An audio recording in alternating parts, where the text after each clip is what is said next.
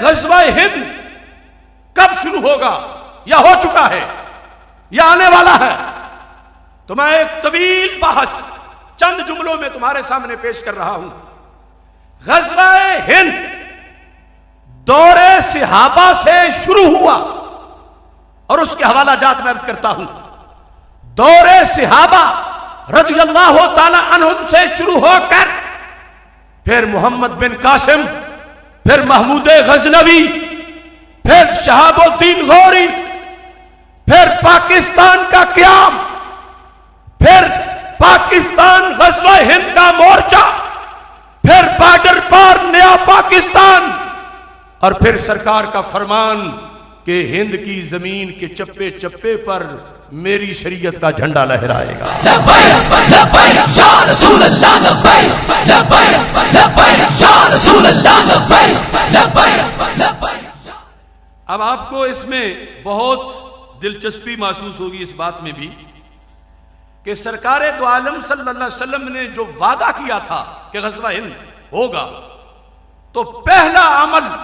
اس وعدے کے مطابق 15 ہجری میں ہی ہو گیا۔ 15 ہجری پہلا غزوہ ہند کا آغاز سرزمین ہند، جو لشکر سیدنا صدیق اکبر رضی اللہ تعالیٰ عنہ نے بحرین بھیجا تھا ختم نبوت کے تحفظ کے لیے، وہ لشکر جب وہاں سے فارغ ہوا تو اس کے بعد اس لشکر کو عثمان بن ابی العاص،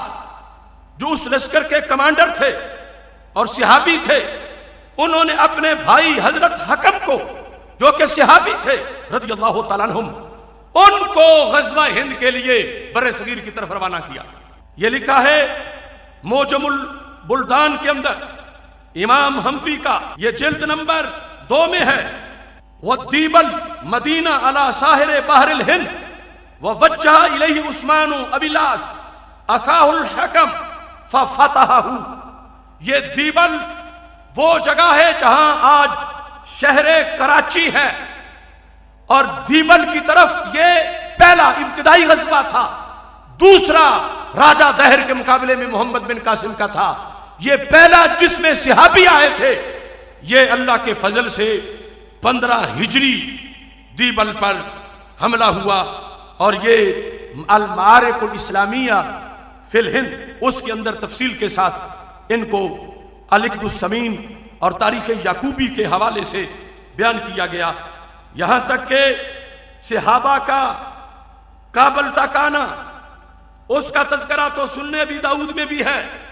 یہ سنن ابی داؤد صلاۃ خوف کا جو باب ہے، اس میں صحابی رسول حضرت عبد الرحمن بن سمرہ، ان کا تذکرہ کرتے ہوئے امام ابی داؤد نے یہ لکھا ہے، کہتے ہیں حدیث نمبر 1241، انہم غزو ما عبد الرحمن ابن سمرہ کابل فصلی بنا صلاۃ الخوف، کہ کابل کے اندر صحابہ مدینہ منورہ سے چل کے آئے اور یہاں عبد الرحمن بن سمرہ نے نماز خوف بھی پڑھائی۔ اس کا تذکرہ یہاں پر موجود ہے، اور کابل کا محل وقوع کہ یہ ہند اور سجستان کے درمیان کی جگہ کا نام ہے، اور اس کو کابلستان بھی کہا جاتا ہے۔ اس کے ساتھ یہ جو سندھ اور پنجاب کے علاقے ہیں، ان میں لاہور کا خصوصی طور پر تذکرہ میں کرنا چاہتا ہوں۔ یہ صفحہ نمبر 13 پر، غزوۃ لاہور سنۃ 44 44 ہجری، ابھی 1 صدی تو کیا نصف صدی بھی نہیں گزری تھی ہجرت رسول اللہ صلی اللہ علیہ وسلم کو، کہ اس لاہور کی دہلیز پہ اسلام نے آ کر دستک دے دی۔ آج جس لاہور کی چھاتی پہ بیٹھ کے ہم غزوہ ہند کی حدیث سنا رہے ہیں، قد قاد هذه الغزوة على بلاد الهند الشمالية القائد العربي المهلب ابن ابی سفرہ فی عہد الخلیفہ معاویہ ابن ابی سفیان رضی اللہ تعالیٰ عنہ۔ حضرت امیر معاویہ رضی اللہ تعالیٰ عنہ کا بھیجا ہوا اسلامی جرنیل حضرت محلب، جو بہت بڑے تابعی تھے، انہوں نے آ کر لاہور کو فتح کیا اور لاہور میں آ کر اسلام کا پرچم بلند کیا، اور اس کے ساتھ پھر آگے دیگر فتوحات کا، فتوح سندھ کے لحاظ سے یہ بلازری نے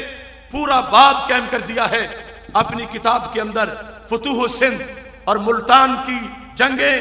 راجستان بلوچستان کے غزوات، ان سب کا تذکرہ اس میں کیا گیا، اور یہ بھی واضح کیا گیا کہ حیدرآباد کا اس وقت نام نیرون تھا، اور اس کو بھی 93 ہجری میں فتح کر لیا گیا تھا۔ تو یہ صورتحال وعدنا رسول اللہ صلی اللہ علیہ وسلم غزوۃ الہند اس کے لحاظ سے بیان کی گئی، اور جامع امام ابن کثیر نے النہایہ کے اندر اس کا تذکرہ کیا کہ خراب السند من الہند و خراب الہند من السین۔ یہ بھی عجیب راز ہے کہ سندھ ہند سے خراب ہوگا، اور ہند چین سے خراب ہوگا،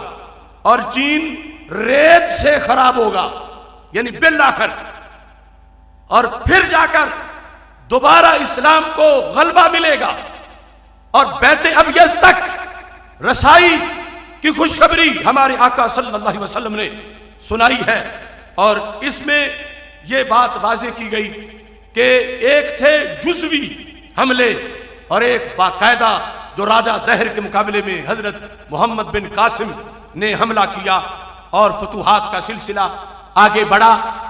اس بنیاد پر بلازری کی فتوح البلدان میں یہ واضح کیا گیا ہے کہ حضرت عمر رضی اللہ تعالیٰ عنہ نے سروے کرایا تھا بحری جنگ کا،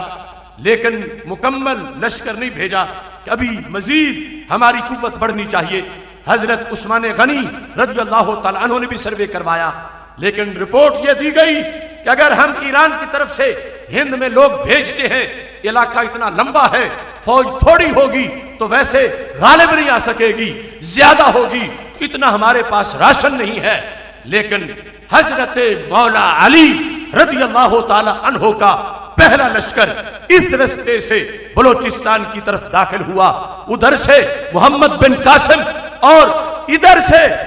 خلافت راشدہ میں حضرت امیر معاویہ سے پہلے حضرت مولا علی رضی اللہ تعالی عنہ کی طرف سے غزوہ ہند کا سلسلہ شروع ہوا۔ یہ وہ عظیم لوگ ہیں کہ جنہوں نے اس ہند کو واپس لینے کے لیے اپنا کردار ادا کیا، اور یہاں تک کہ امام ذہبی نے لکھا ہے کہ سلطان محمود غزنوی نے فرض علی نفسہ غزوۃ الہند کل سنۃ، کہ محمود غزنوی نے اپنے اوپر ہر سال غزوہ ہند کو فرض کر رکھا تھا۔ اور آپ جانتے ہیں وہ تصوف کی جس نسبت سے